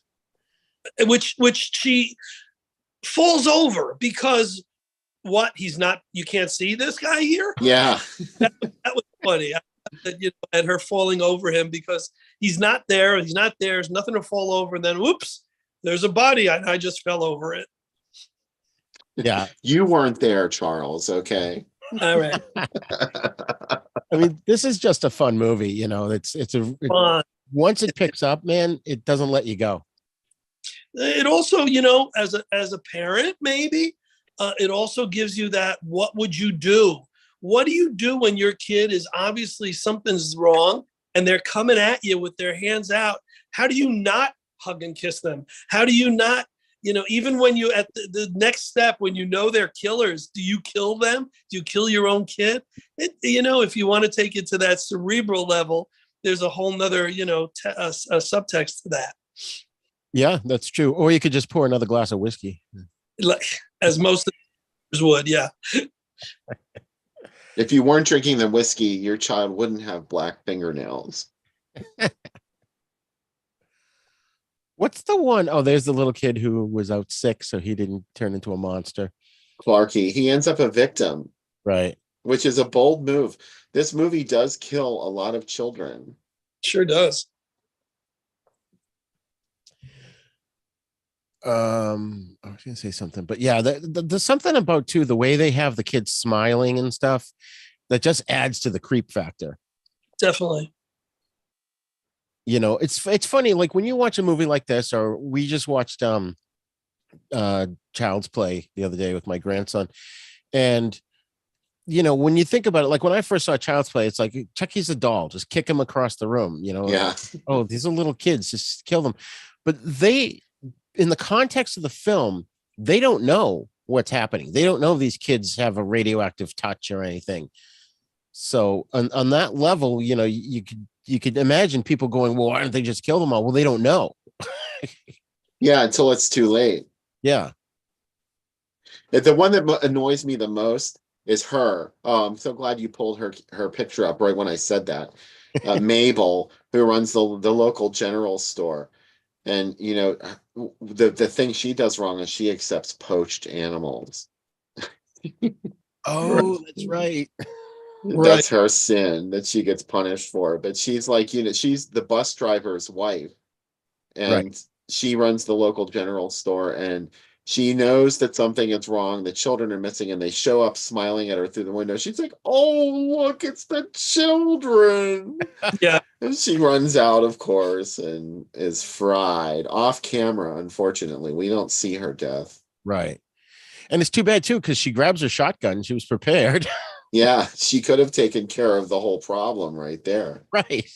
So if we're justifying the parents because they're such bad parents or bad adults, and that's why they're getting it, a la maybe the Saw movies, which Yeah. I just saw a movie which is exactly the justification of rich people being killed. I don't know if you guys have seen The Menu yet. No. I haven't seen it yet. There. If we're continuing this particular theme that we're talking about, that's the next step in it. Mm-hmm. Is that the one with Ray Fiennes? It is. Oh, I didn't know it was a horror movie. It didn't look like one. I just thought it was like a culinary film. It's definitely a culinary film. And it's a horror movie. Yes. Oh man, I'm gonna have to check that one out. Yeah. And then we got Bikini Clad Chick again. I think some of these are all repeating. Oh, there we go. Scary. Oh, that's where she smokes a cigarette, and she's like Yeah. 8 months and 27 days pregnant. Jeez. I love the next scene. I love the through the window shot. Yeah. You're right. So many of these were actually well framed, well executed shots, and I didn't realize it watching it, but seeing it here, isolated, the sum of the parts really equaled the whole. It was I really enjoyed this, guys. Yeah. I definitely think this is an underrated film because, like I said, my memory of it was that it wasn't that good, but it was a fun ride. I really enjoyed it. She is having more whiskey. Well, it's just it's really stupid. I mean, let's be honest. It's a really stupid movie. At least the premise. Yeah. Because like these children go through a radioactive cloud, and all of a sudden they have black fingernails and can fry people alive when they touch them. And they're zombies because you can shoot them and nothing happens. But it only applies to kids, because if you're a wacky bus driver, it's not going to affect you. Yeah, and the only way to kill the children zombies is to cut off their hands. Right. Which they found out by accident, right? It's just. And I love that sound that it makes when you do it. It's like. But we know that it's got to be both hands, not just one. Right. Yeah. Crucial information that unfortunately results in the death of one character. Now, not to plug my book, the book of top 10 horror lists, because far be it from me to ever try to get an extra plug in. But one of my chapters from one of the people is favorite top 10 moments in creepy kid movies. Oh, nice. And the children isn't in here. I Charles went back. I didn't write it. And it's got, Village of the Damned. It's got Grace. It's Alive. The Omen. Let the Right One In. The Good Son. Orphan. And Joshua. But it didn't have this one. And I think maybe I need to write to the person who gave me the top 10 list and say, hey, you really needed to include. What's wrong with you? Oh, man. So, Bill, would you recommend this movie to people? Absolutely. If you haven't seen The Children, you don't know what you're missing. Charles? See it with your children. Yeah, see it. Don't give them ideas, though, but definitely, it's totally recommend. My favorite of the three, sure. Absolutely, absolutely. Like I said, it was well shot, well made. I mean, the soundtrack, of course, is basically Friday the 13th, but that adds to it. It's funny because on a slight tangent, the reason we watched Child's Play was we were going to go see that new movie, Megan. And my wife is like, no, it's too scary for him. It's too scary for him. And I'm like, well, let's watch Chucky first. And if he can survive that, he kind of survived it, but about halfway through, he's like, I don't want to watch this anymore. I'm like, don't worry, you'll be fine. And then we watched this one, and it was like nothing to him. Like this is a good one you can throw on. There is that one shot of boobs in it, but beyond that, this is like I want to say it's on the level in terms of not. I mean, it's much scarier than the movie The Car, but for some reason in my mind, they're sort of on the same wavelength in terms of being horror movies. You know what I mean? That's very astute because The Car is another ridiculous movie. Yeah, it's just absolutely ridiculous, but it's scary while you're watching it. It's a very slick thriller. Man. Yeah. You referred to the Friday the 13th music as for this film. One of the films, and I can't remember which one, and I think it was The Bride, had a psycho. Was it The Bride? One of those three definitely had a Bernard Herrmann thing in it.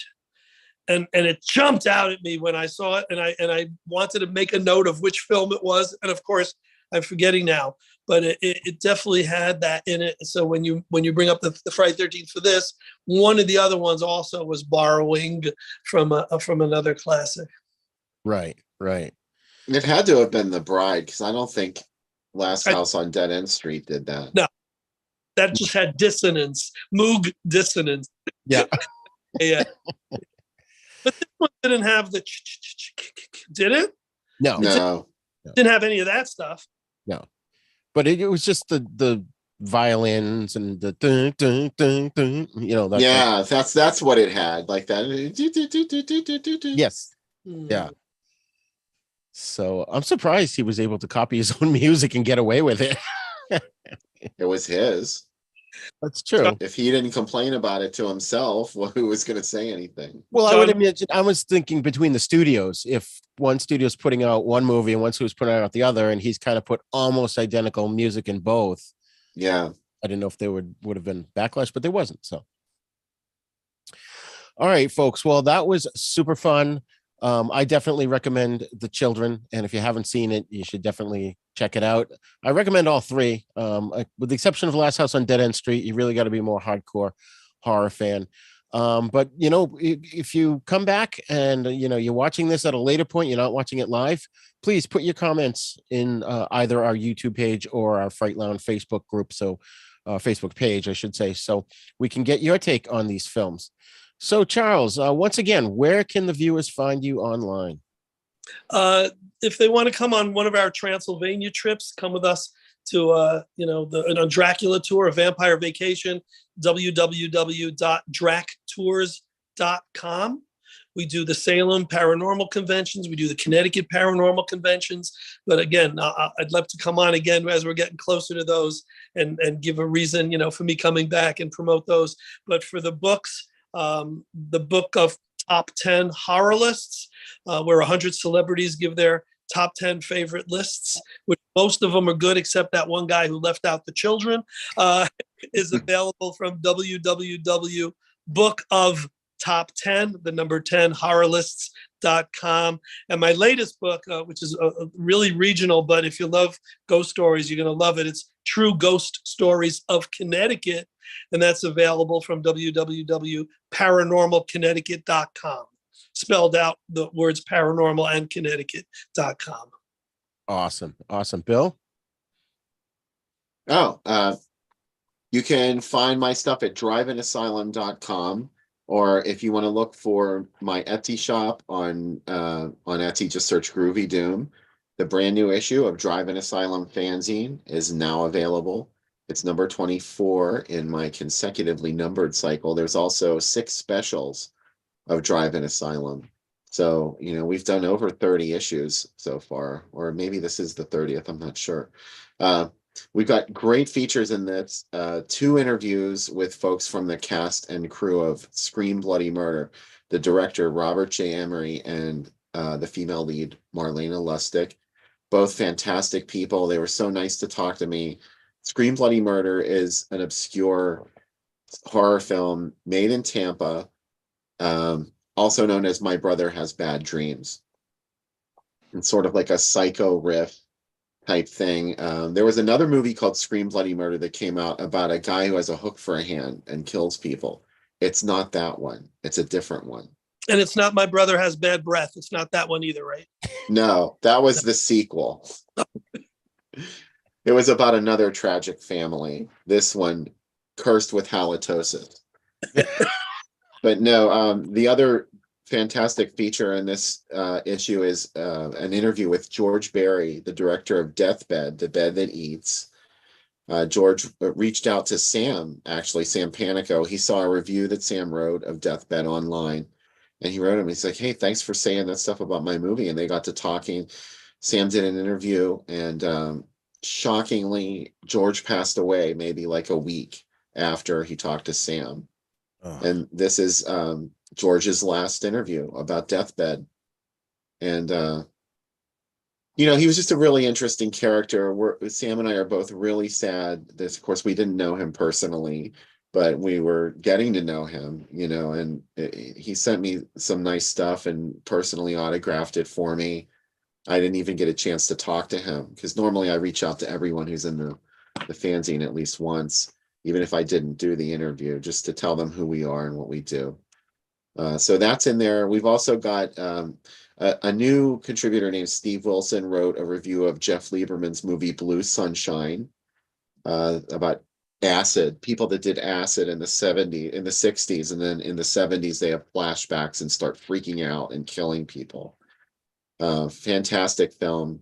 Steve talked to Jeff Lieberman at a convention and got some tidbits about Blue Sunshine, so there's a little bit of a Jeff Lieberman interview in there too. Nice.